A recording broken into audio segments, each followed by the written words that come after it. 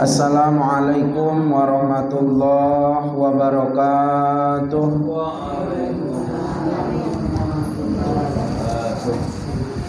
Alhamdulillahi rabbil alamin.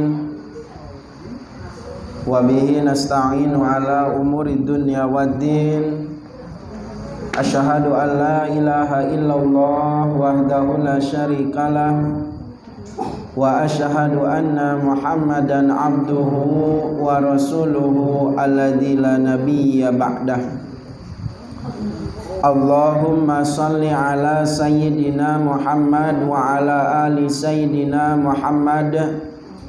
Wa qala rabbi shrah li sadri wa yassir li amri wahlul 'uqdatam min lisani yafqahu qawli. Wa qala Nabi sallallahu alaihi wasallam ma yuridillahu bihi khairan yufaqihu fid din. Wa qala al ulama farfa bidhammi wansiban fatahan wajur kasron kadzikrullahi abdahu yasur. Sadaqallahul azim wa sadaqa rasuluhu nabiyul karim wa nahnu ala dzalika minasyahidin wa syakirin walhamdulillahi rabbil alamin. Yang kami hormati para bapak, para ibu, jamaah yang sangat kami muliakan. Pertama dan yang paling utama, mari kita bersyukur kepada Allah Subhanahu wa taala atas karunia yang Allah berikan kepada kita, kesehatan yang Allah berikan kepada kita, kesempatan yang Allah berikan kepada kita. Semoga dengan kenikmatan yang masih Allah berikan kepada kita, semua itu bisa mengantarkan kita untuk beribadah kepada Allah Subhanahu wa taala. Amin ya Allah ya rabbal alamin. Salawat dan salam teruntuk baginda yang mulia Nabi besar Muhammad sallallahu alaihi wasallam, pada deretan keluarganya, para sahabat-sahabat terbaiknya, hingga kepada kita selaku umatnya. Mudah-mudahan kita semua, khususnya yang berkumpul di tempat ini, senantiasa mendapatkan syafaat baginda Rasulullah sallallahu alaihi wasallam. Amin ya Allah ya rabbal alamin. Para bapak, para ibu, hadirin wal hadirat rahimakumullah. Seperti biasa, untuk memulai kajian kita, mari kita sama-sama luruskan niat kita, perbaiki niat kita. Beradanya kita di tempat ini semata-mata hanya mengharapkan ridho Allah Subhanahu wa taala. Selanjutnya kita bersama-sama niat beriktikaf di dalam masjid.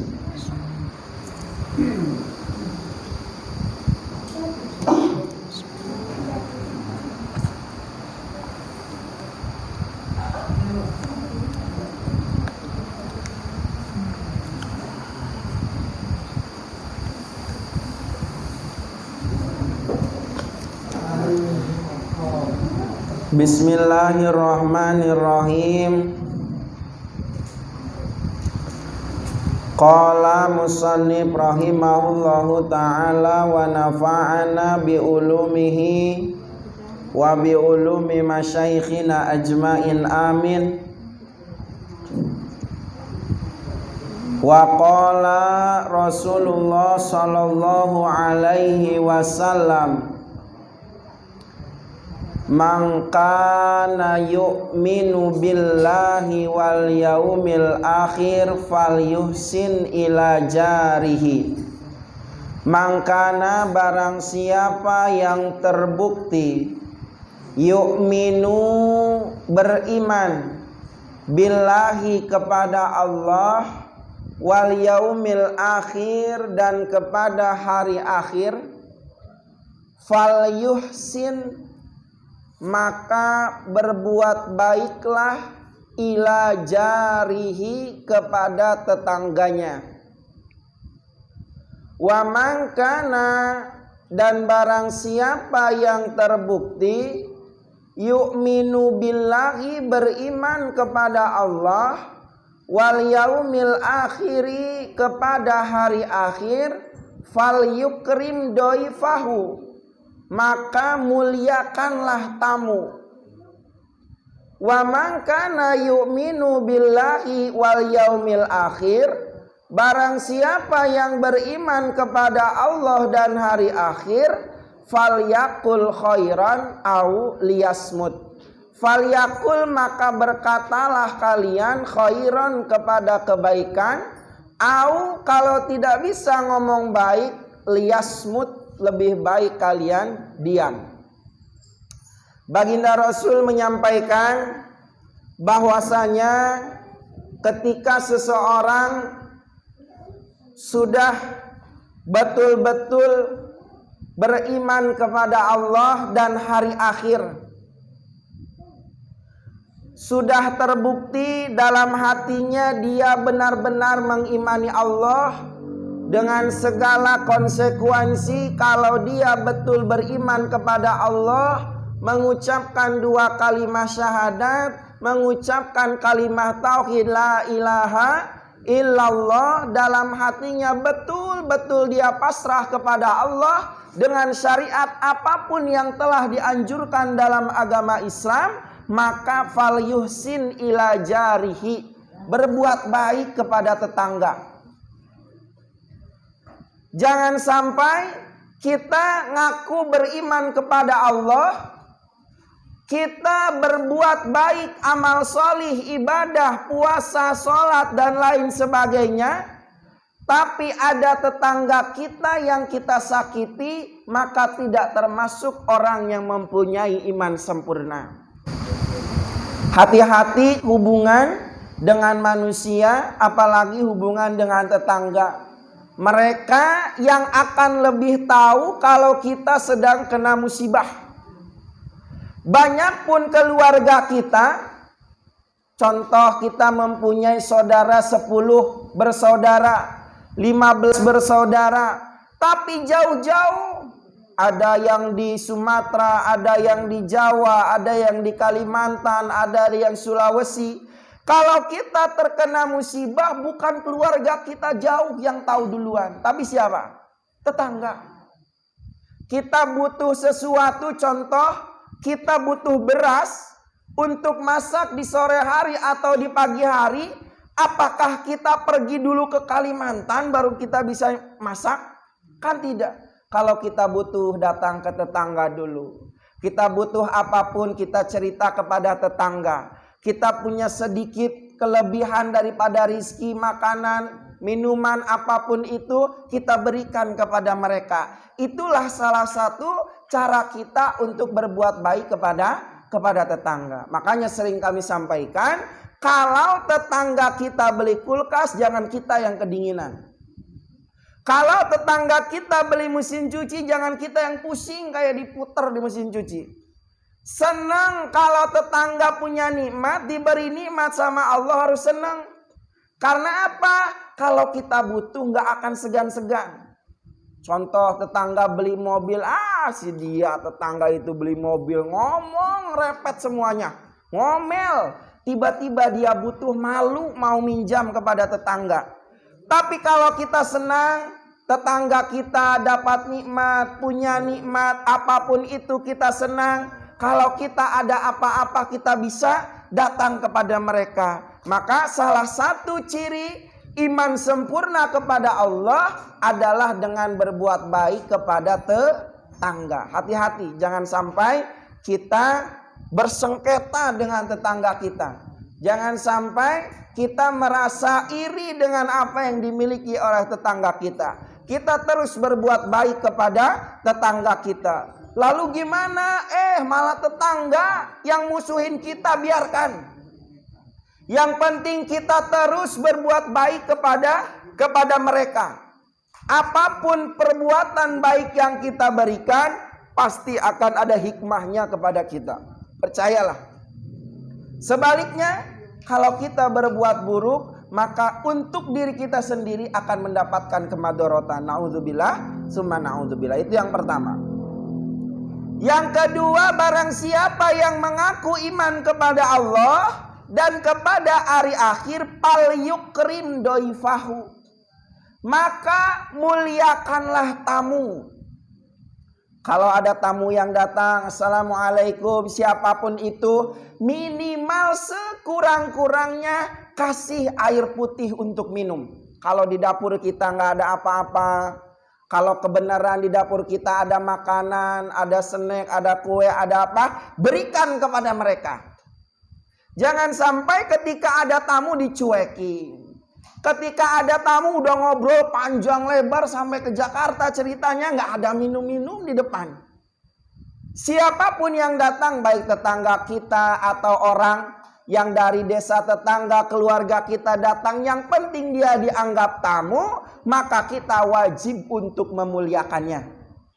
Bahkan dalam fikih, dalam kajian sebelumnya disampaikan kalau ada tamu jauh, jauhnya segimana? Lebih daripada 2 marhalah. 2 marhalah ini kurang lebih 80 atau 85 km.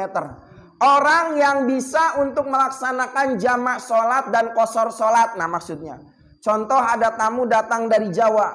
Pas di bulan Ramadan. Bagaimana cara kita memuliakannya? Kita tanya dulu, puasa atau tidak? Tidak, maka kita silahkan untuk memberikan hidangan atau memuliakan tamu. Karena apa? Kalau orang bepergian jauh, tamu jauh, dia punya kerusuhan untuk tidak berpuasa. Dan kalau kita mempunyai tamu jauh, tanya dulu, berapa hari di sini? Seminggu, maka silahkan setiap bulan Ramadan ajak dia untuk berpuasa. Tapi ingat, kalau katanya berapa hari di sini, cuma 2 hari pas bulan Ramadan. Maka cara kita memuliakan tamu, jangan langsung diajak puasa. Mas sahur, mbak sahur, tanya dulu. Berapa hari? 2 hari. Maka dia boleh tidak berpuasa karena masih dalam keadaan musafir. Batas musafir itu ada yang menyebutkan 3 hari, ada yang menyebutkan 4 hari. Dalam kitab Bulughul Maram ada dijelaskan di situ. Jadi kalau orang bertamu kurang dari 4 hari, maka dia boleh untuk menjamak sholat walaupun sudah sampai tempat tujuan. Boleh mengqashar sholat, boleh tidak berpuasa di bulan Ramadan. Jadi kita selaku ahli bait jangan memaksa. Gara-gara di bulan Ramadan wajib berpuasa, tanya dulu. Itulah cara kita untuk memuliakan tamu. Minimal tadi disampaikan, berilah minuman atau air putih segelas, punya lebih kasih yang lebihnya. Nah ini ciri kedua tentang keimanan kepada Allah Subhanahu wa ta'ala. Yang ketiga, wa man kana yu'minu billahi wal yaumil akhir falyaqul khairan aw liyasmut. Ketika kita beriman kepada Allah, kepada hari akhir, maka lebih baik kita berkata yang baik-baik saja. Yang sudah pasti-pasti saja. Jangan sampai tutur kata kita, lisan kita berkata-kata yang tidak baik. Sering kami sampaikan, saya paling orang yang tidak percaya kalau ada orang yang ngomong nggak pakai hati. Dia ngomong jelek, bilang nggak pakai hati kok. Saya paling orang tidak percaya.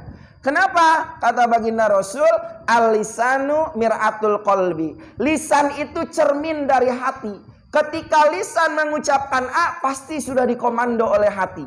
Makanya kalau ada orang yang ngomongnya jelek, yang ngomongnya buruk, ciri itu dari kolbunya kurang baik. Maka kita hati-hati, jangan sampai tutur kata kita, lisan kita yang tidak bertulang ini sampai-sampai menyakiti hati orang lain. Lebih repot dosa kepada sesama daripada dosa kepada Allah Subhanahu wa ta'ala. Kalau tangan kita memukul orang, sebulan diberobatkan insya Allah sembuh. Tapi kalau hati ini sudah lisan ini sudah menyakiti hati orang lain, Jangankan sebulan, ketemu lebaran, kalau hatinya tidak memaafkan, maka ya tidak akan dimaafkan. Maka lisan kita biasakan kalau ngobrol sama orang, kalau bicara sama orang, maka kita harus pikir-pikir terlebih dahulu. Gimana caranya lisan ini supaya tidak menyakiti orang lain? Maka apa yang akan kita sampaikan kepada orang lain, coba kita balikan dulu kepada kita. Kita mau ngomong A, ketika orang ngomong A sama kita sakit hati atau tidak? Kalau sekira-kira kita sakit hati, nggak usah diomongkan kepada orang. Jangan disampaikan kepada orang lain. Itulah cara kita untuk menjaga hati kepada orang lain. Hubungan kepada manusia lebih susah. Kita bisa lulus daripada dosanya, bisa dimaafkan daripada dosanya kalau orang yang bersangkutan betul-betul memaafkan kita. Maka kata baginda Rasul, ciri kita beriman kepada Allah dan kepada hari akhir adalah yang pertama berbaik kepada tetangga, yang kedua muliakan tamu, yang ketiga berkata baik. Kalau nggak bisa ngomong benar, kalau nggak bisa ngomong baik, maka auliasmut, lebih baik diam saja daripada kita salah ngomong. Maka dari itu ini untuk kita semua, kita sama-sama bareng-bareng untuk menambahkan kualitas keimanan kita kepada Allah dengan menjalankan 3 tadi. Berbuat baik kepada tetangga, muliakan tamu, dan berkata yang baik. Rawahu, meriwayatkan kepada hadis as-Saikhoni. Dalam ilmu hadis adalah Imam Bukhari dan Muslim, muttafaqun alaih. Qala Rasulullah sallallahu alaihi wasallam, man nasiya barang siapa yang lupa salatan terhadap salat, falyusalli idza dzakara, maka salat ketika dia ingat. La kafaratan laha ila zalik, tidak ada kifarat untuk gara-gara meninggalkan sholat kecuali dengan sholat. Ini dalil bolehnya melaksanakan sholat qadha. Kalau kita pernah lupa saja wajib diqadha, apalagi kalau disengaja, maka wajib untuk kita mengqadha, mengganti daripada sholat yang pernah kita tinggalkan. Baik itu karena lupa atau karena ketiduran. Contoh, habis subuh, sudah sholat subuh, bangun sholat subuh, setelah selesai tidur lagi, bangun-bangun sudah subuh besok lagi.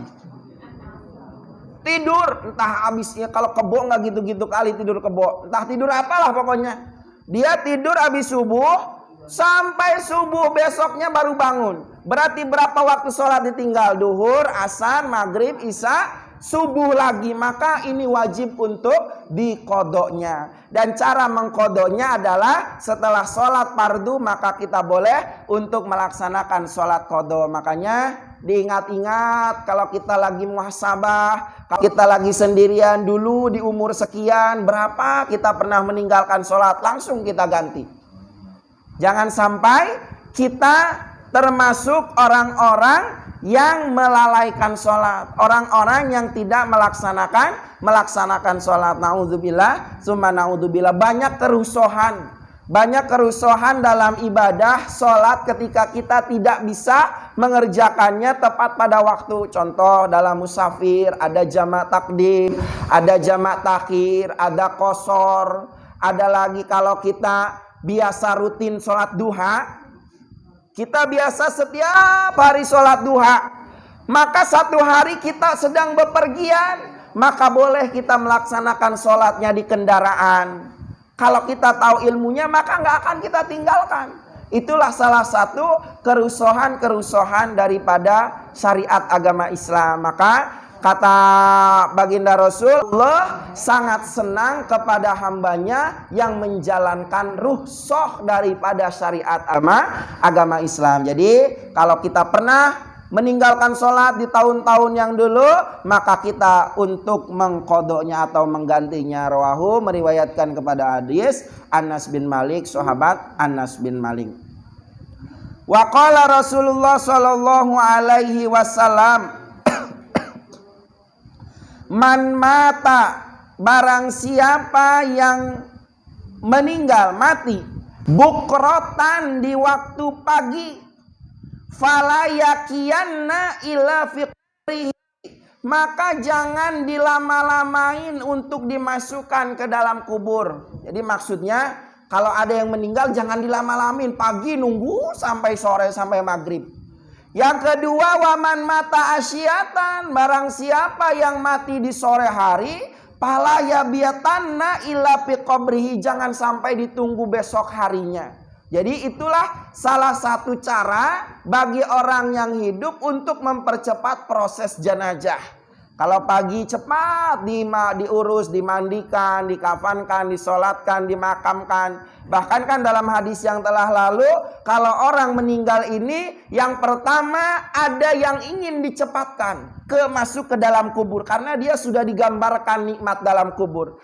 Ada orang yang nanti aduh celaka, saya mau diantarkan ke kuburan. Kenapa? Karena ketika sakaratul mautnya dia sudah digambarkan dengan api neraka. Na'udzubillah, summa na'udzubillah. Makanya bagi kita usahakan ketika ada yang meninggal siapapun, jangan sampai nunggu berlama-lama, harus nunggu keluarganya yang dari Jawa, perjalanannya 2 hari 2 malam. Kalau naik bus, Masya Allah, tabarakallah, langsung saja dikebumikan. Itu salah satu cara untuk kita memuliakan jenazah atau memuliakan mayit. Rawahu, meriwayatkan kepada hadis At-Tabrani, Imam Tabrani, An Ibni Umar. Hadis ini bersumber dari Abdullah bin Umar. Wallahu a'lam bishawab.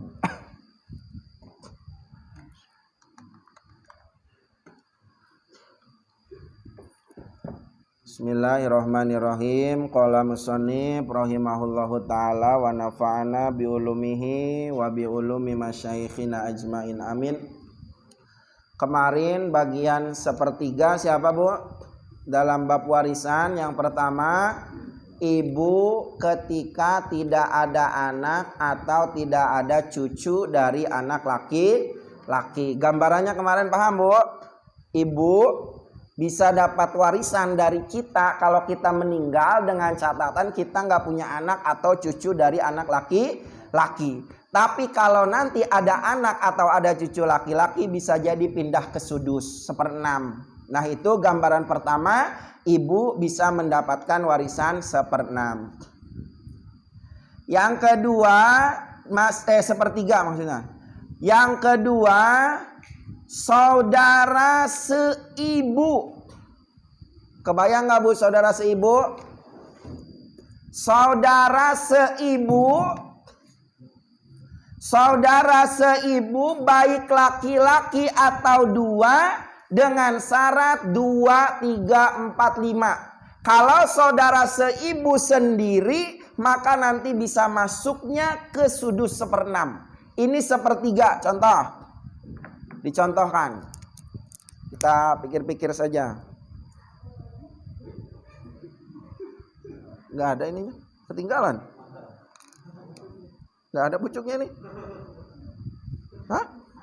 Patah? Nggak ada di dalamnya juga. Gagal lagi nih ngaji. Emang nggak ada kan? Oh lupa ini pabriknya berarti nih. Iya nggak ada kok di dalam itu. Oh ini lepas, Masya Allah, kerasa nih. Sudah. 1/3. Yang kedua adalah saudara seibu 2, 3, 4, 5, 6. Terserah saudaranya. Ayah menikah dengan ibu, punya anak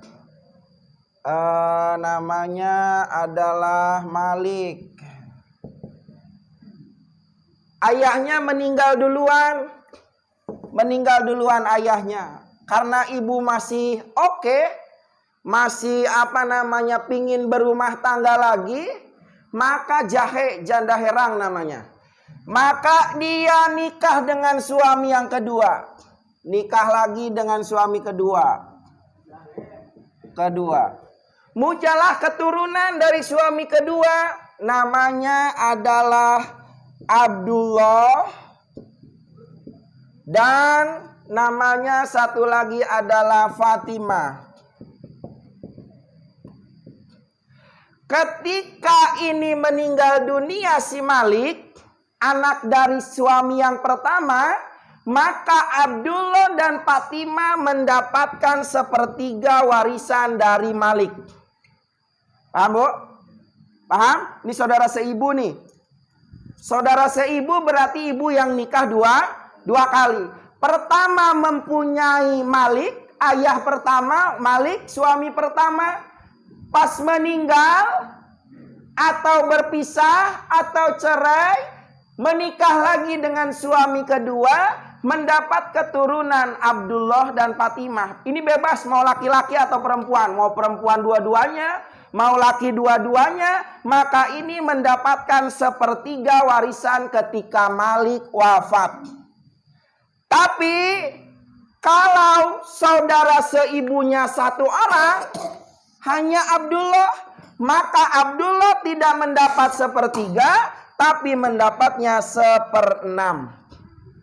Jadi paham, Bu? Sepertiga ini untuk berdua dan Fatimah, bukan sepertiga satu orang. Sepertiga bareng-bareng Abdullah sama Fatimah. Tapi kalau salah satu nggak ada, cuman sendiri, maka 1/6. Sekali lagi, sepertiga sama 1/6 banyakan mana? Sepertiga. Jangan dilihat ininya 6. Wah, 1/6 lebih malu kan? 1/6 lebih sedikit. Paham sampai sini, Bu? Alhamdulillah. Jadi yang pertama kemarin, ibu bisa mendapatkan sepertiga dengan catatan gak ada anak atau cucu dari anak laki-laki. Yang kedua, sepertiga adalah saudara seibu ketika 2, 3, 4, 5, 6 dan seterusnya. Mau saudara seibunya 8 orang, 10 orang, tetap dia mendapatkan sepertiga bareng-bareng.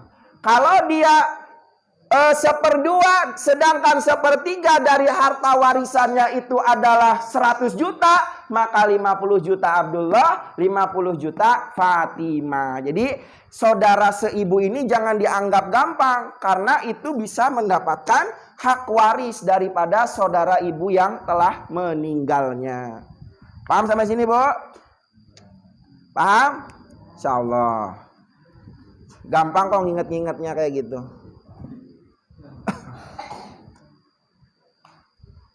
Wallahu a'lam bishawab. Sikit-sikit. Besok tinggal bab sudus 1/6. Orang-orang yang mendapatkan 1/6, yang mendapat bagian 1/6 itu ada 7 orang. Ada 7 golongan, bukan 7 orang, golongan. Kalau nggak ada 1, nomor 2. Kalau nggak ada nomor 2, nomor 3. Dan seterusnya. Ada 7 kriteria orang-orang yang mendapat 1/6 harta warisan.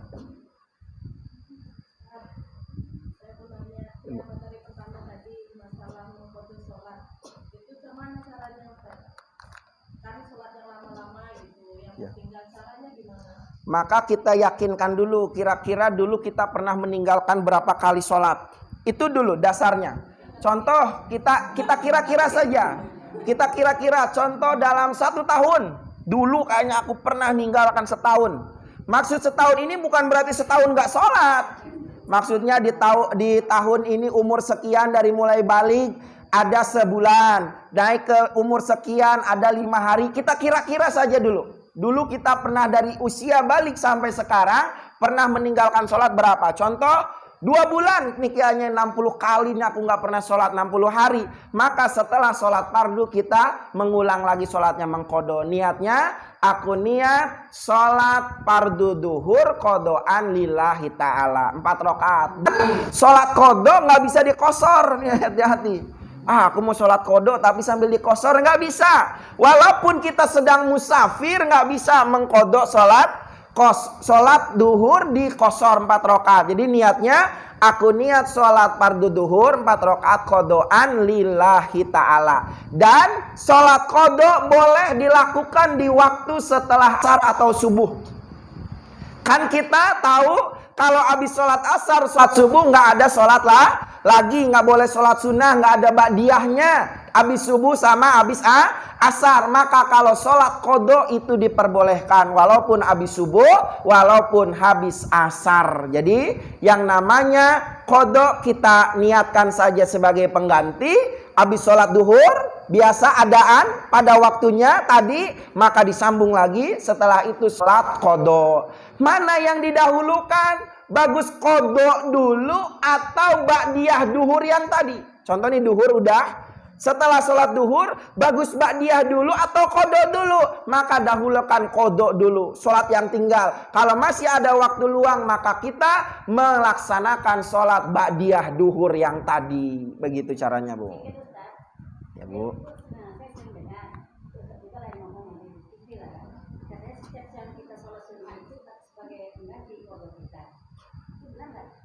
Kalau yang seperti itu kami belum mendapatkannya, karena yang sholat fardu tidak bisa diganti dengan sholat sunnah. Fardu dengan fardu, sunnah dengan sunnah. Kecuali kalau kita biasa sholat tahajud, sudah biasa kita setiap malam sholat tahajud, satu malam kita ketinggalan, entah karena ketiduran atau capek dan lain sebagainya, maka besok kita boleh untuk mengkodoknya di malam besoknya. Kalau sunnah dengan sunnah, kalau wajib dengan wajib. Itu pendapat yang kami dapatkan. Wallahu a'lam gitu, Bu.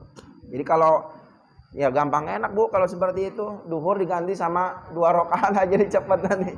Iya. Iya, jadi tetap sama sholat yang wajibnya, Bu. Kita kira-kira berapa waktu sholat yang pernah kita tinggalkan dulu, maka dari sekarang kita untuk menyicil menggantinya.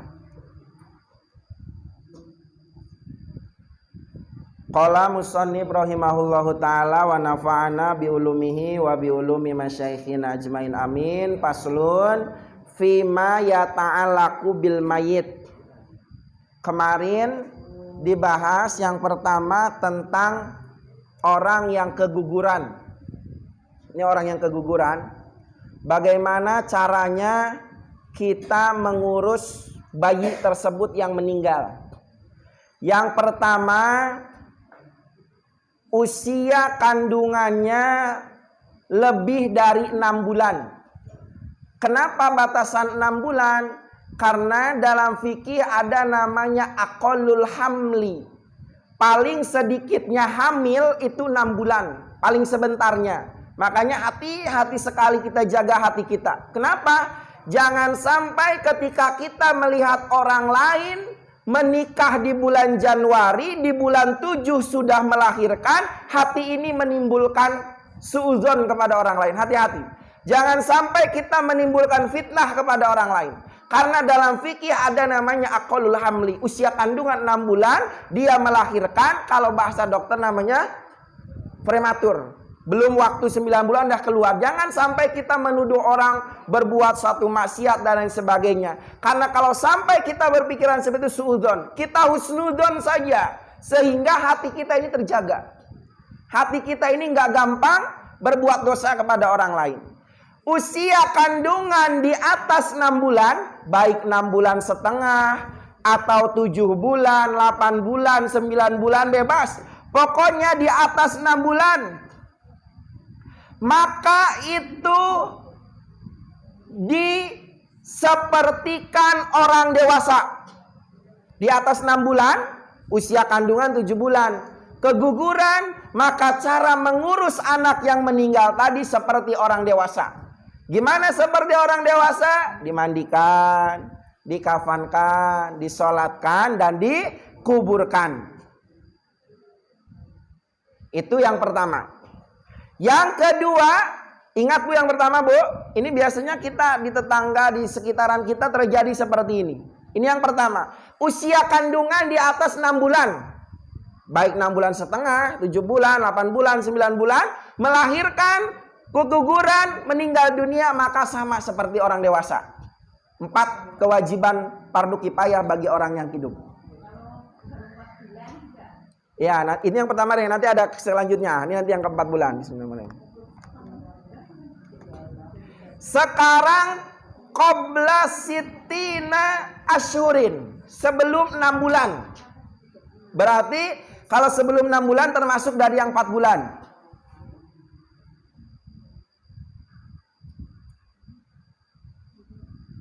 Sebelum 6 bulan tidak ada ciri kehidupan. Tidak ada ciri kehidupan dan tidak ada bentuknya. Maksudnya belum berbentuk manusia.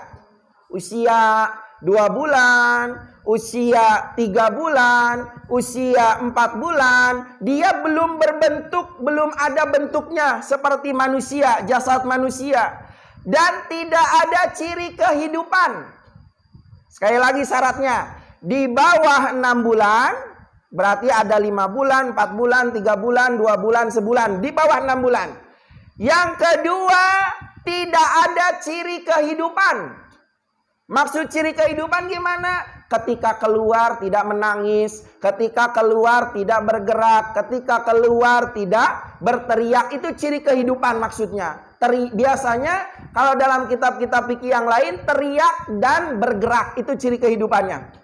Kalau di bawah 6 bulan tidak ada ciri yang 2 tadi, ciri kehidupannya nggak ada, terus baik itu dengan suara menangis atau dengan bergerak, dan tidak ada bentuk, masih berbentuk darah, tidak seperti jasad manusia, maka ada pilihannya.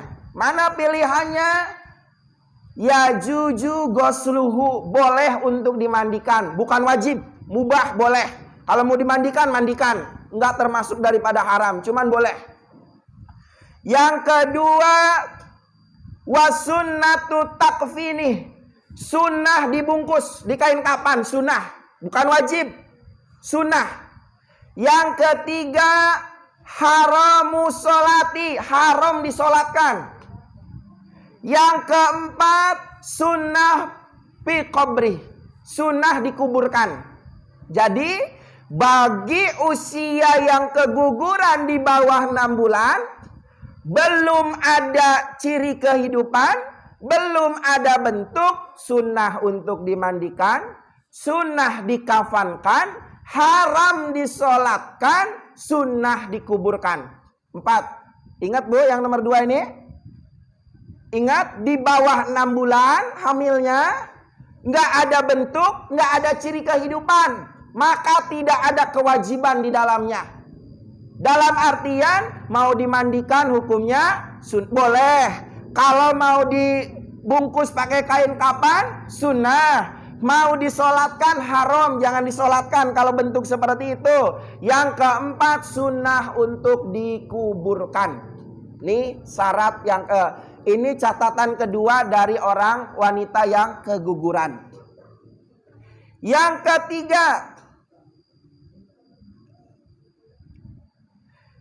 ketiga, qabla sitina asyhurin. Sebelum 6 bulan. Ini masih sama sebelum 6 bulan. Usia kandungan sebelum 6 bulan. Bentuknya ada. Jasadnya udah seperti ada. Udah kelihatan jasadnya. Jasadnya udah kayak manusia. Tapi nggak ada ciri kehidupan. Pas keluar nggak teriak. Nggak bergerak, maka kewajibannya 3. Sekali lagi, usia di bawah 6 bulan, bentuknya sudah seperti manusia. Udah ada jasad manusia, kepalanya, badannya, kakinya, tangan, semua sudah ada. Tapi tidak ada ciri kehidupan, nggak teriak dan tidak bergerak. Maka kewajiban bagi orang yang hidup cukup 3. Mana? Goslun, kapnun, wa qobrun. Yang pertama memandikan, wajib. Yang kedua mengkafankan, wajib. Yang ketiga adalah mengkuburkan. Dan adapun mensolatkan hukumnya mubah, boleh-boleh saja. Jadi kalau kita mendapatkan orang seperti itu, jangan semuanya dianggap wajib. Kita harus tahu mana porsinya, mana bagiannya, mana syarat-syaratnya. Apalagi kalau tadi yang nomor 2, yang belum ada bentuknya dan tidak bergerak dan tidak bersuara, haram untuk disolatkan. Karena masih berbentuk darah, bukan jasad manusia. Nah itulah ciri-ciri, cara-cara, bukan ciri-ciri. Cara-cara untuk mengurus jenazah yang keguguran. Ingat nggak Bu yang 3 tadi Bu? Kalau nggak ingat, lihat di Mimbar Official, subscribe, like, and comment. Nanti ada tuh di upload. Nanti ingat-ingat Bu ya. Yang 3 tadi kalau lupa, buka YouTube Mimbar Official. Kajian malam ini dibuka. Kalau kita lupa, oh 6 bulan segini, di bawah 6 bulan gini. Kalau 6 bulan nggak ada suara, nggak bergerak, nggak ada bentuk, maka begini kewajiban yang harus kita laksanakan. Aduh nggak punya YouTube, cari cucunya yang punya. Lihat punya cucunya HP-nya. Ada yang kurang jelas Bu? Tentang yang barusan?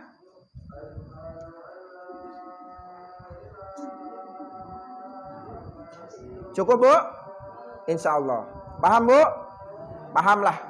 Itu cara kita mengurus jalannya. Nah inilah indahnya syariat Islam. Hal-hal yang seperti itu pun masih tetap diurus menggunakan syariat ajaran Islam. Jadi kita tidak sembarangan kalau menemukan masalah-masalah seperti itu. Wallahu a'lam bishawab. Mudah-mudahan ada manfaat. Tadi belum wallahu a'lam. Mungkin pertanyaan ini di luar konteks ya. Menghilangkan rasa penasaran. Kalau untuk wanita itu baligh itu umur berapa? Nah, sedangkan saya juga ada dari pendapat lain mengatakan bahwasanya baligh itu kalau untuk wanita itu setelah datangnya haid, walaupun umurnya udah sampai 12 atau 10 tahun. Nah, yang saya tahu itu kan kalau perempuan saya 9. Dan kalaupun wanita itu atau anak laki-laki yang sudah balik, nah apabila dia tidak mengerjakan kewajiban sholat, apakah itu dosanya itu ditanggung sama anak sendiri dan atau bagaimana? Terima kasih.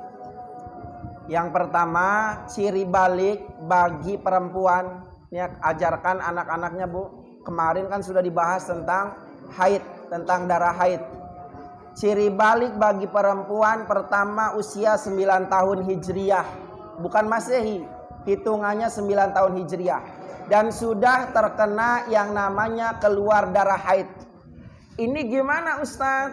Usia 9 tahun sudah, tapi belum keluar darah haid. Maka itu dalam alternatif fikih praktis belum termasuk kategori balik. Kalau dia sudah dari angka 9 tahun sampai 15 tahun toh belum juga keluar darah haid, maka kalau sudah di atas 15 tahun atau pas 15 tahun maka dia sudah termasuk balik. Jadi kalau dari 9 sampai angka 15 tahun belum haid, pas tiba-tiba di angka ulang tahun ke-15-nya maka dia sudah otomatis dia terkena yang namanya balik.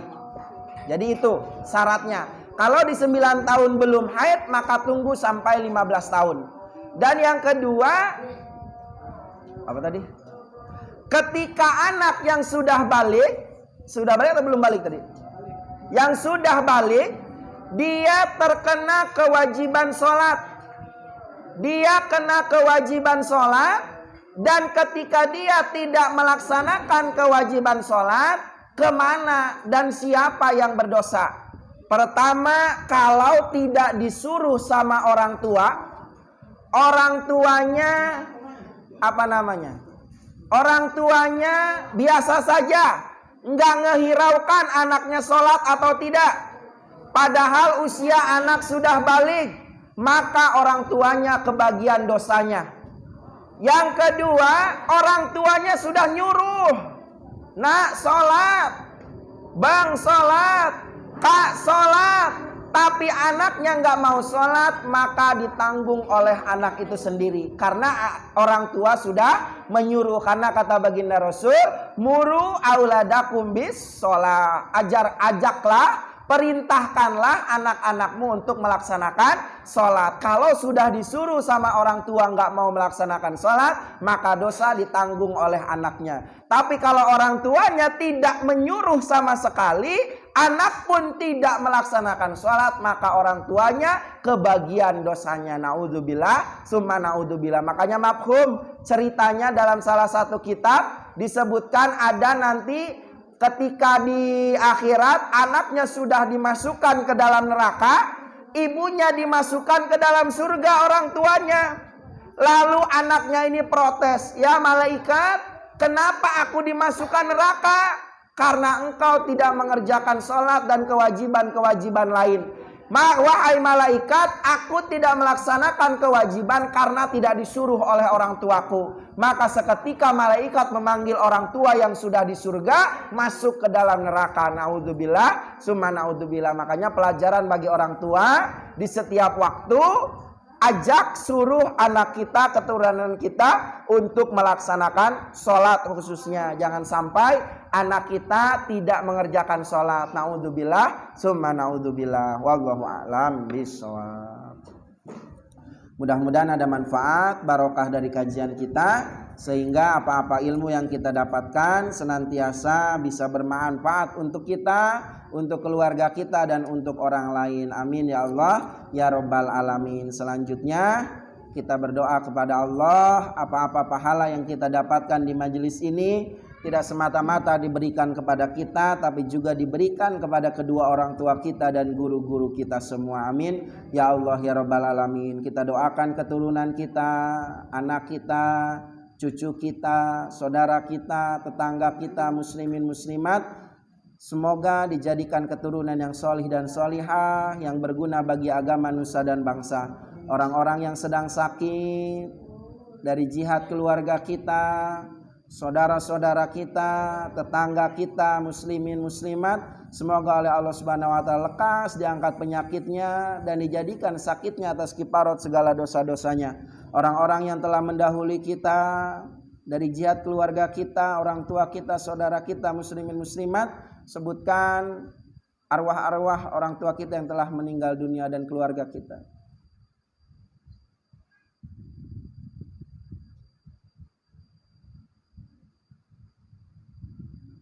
Semoga mereka semua berada di alam barzah, ditempatkan yang disebut dengan raudhah min riyadil jannah. Amin ya Allah ya Rabbal Alamin. Kita berdoa menurut pemahaman dan keinginan kita masing-masing. Rabbil fa'na bima lam dana rabbi alimna fa'una rabbi faqihna wa faqih ahlana wa qarabati lana fi dinina tawassalna bita'alim tawassalna bita'alim antara subhana wa ta'ala wa antara subhana wa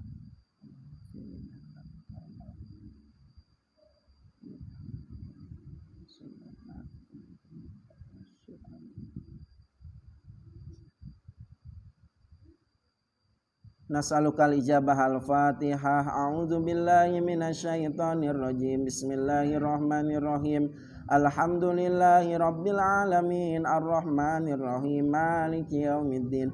Iyyaka na'budu wa iyyaka nasta'in. Ihdinas siratal mustaqim, siratal ladzina an'amta 'alaihim ghairil maghdubi 'alaihim waladdallin. Amin.